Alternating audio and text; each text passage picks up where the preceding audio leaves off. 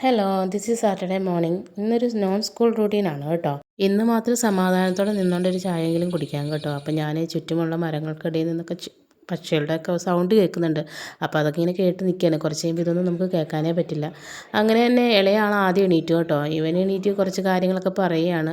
അതിൻ്റെ പിന്നാലെ മൂത്തവനും എണീറ്റു. പിള്ളേർക്കൊക്കെ നല്ല ഇൻറ്റ്യൂഷനാണ് എന്നെപ്പറ്റി കേട്ടോ. അവരെവിടെയും തിരയില്ല, നേരെ അടുക്കളയിലേക്ക് വന്നോളും.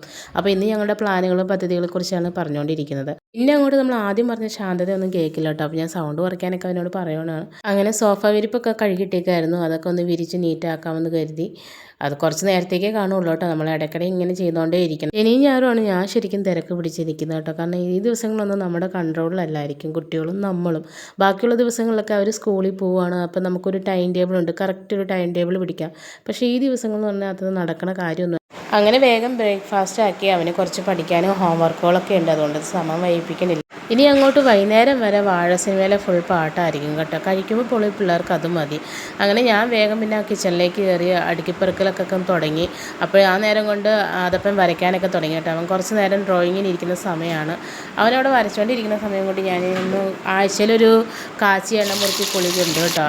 കറിവേപ്പില, പനിനീർക്കൂർക്കയുടെ ഇല, പിന്നെ ഒരു ഉള്ളി, ഇത്രയൊക്കെ ഉള്ളൂ കേട്ടോ. അങ്ങനെ അതവിടെ നിന്ന് തണുക്കുന്ന സമയം കൊണ്ട് ഉള്ള പച്ചക്കറി എല്ലാം കൂടെ കൂട്ടി ഞാനൊരു തട്ടിക്കൂട്ട് അവിയലും പിന്നെ ഒരു തോരനും ഉണ്ടാക്കാനാണ് പ്ലാൻ ചെയ്തിരിക്കുന്നത്. ക്യാരറ്റിൻ്റെ പകുതിയും പിന്നെ കുറച്ച് പയറും എല്ലാം കൂടെ കൂട്ടി ഞാൻ ഒരു തോരനും അങ്ങോട്ട് ഉണ്ടാക്കി കേട്ടോ. അതവിടെ സെറ്റാകുന്ന സമയം കൊണ്ട് ഇപ്പുറത്ത് അവിയലിനുള്ള കാര്യങ്ങളും വെച്ചു. പച്ചക്കറിയൊക്കെ അരിയണ സമയത്താണ് ഞാൻ ആദപ്പനെ വിളിച്ച് പഠിപ്പിക്കാനൊക്കെ ഇരിക്കുന്നത്. അവൻ്റെ അത്യാവശ്യം ഹോംവർക്കുകളും ചെറിയ ചെറിയ കാര്യങ്ങളൊക്കെ ചെയ്തു. അങ്ങനെ അതെല്ലാം കഴിഞ്ഞ് ഒരു സൈഡാക്കിയപ്പോഴേക്കും എണ്ണയും തണുത്തിട്ടുണ്ടായിരുന്നു. പിന്നെ ആ എണ്ണ പകർത്തി വേറൊരു കുപ്പിയിലാക്കി മാറ്റി വെച്ചു കേട്ടോ. അതിൻ്റെ കക്കനും ഉപയോഗിക്കാം, നമുക്കത് തല തേക്കാനും ദേഹത്ത് തേച്ച് പിടിപ്പിക്കാനും ഒക്കെ നല്ലതാണ് കേട്ടോ. ആ സമയം കൊണ്ട് പിള്ളേർ കുളിച്ച് വന്നു. അവരെ ചെറുതിനെ ഞാൻ കുളിപ്പിച്ചു, ആദപ്പം പോയി കുളിച്ചു. പിന്നെ പാത്രമൊക്കെ വെക്കുന്ന ഒരാൾക്കുണ്ടായിരുന്നു, അതും ഒക്കെ ഒന്ന് കഴുകി പുറത്തൊന്ന് ഉണക്കാനായിട്ട് വെച്ചു. ഇതുവരെ എല്ലാം കൃത്യമായിട്ട് പോകട്ടെ. ഇനിയുള്ള കാര്യങ്ങളൊക്കെ നമുക്ക് പറയാൻ പറ്റില്ല. അപ്പോൾ ഇനിയും കാണുമെന്നുണ്ടെങ്കിൽ ഫോളോ ചെയ്തോളൂ.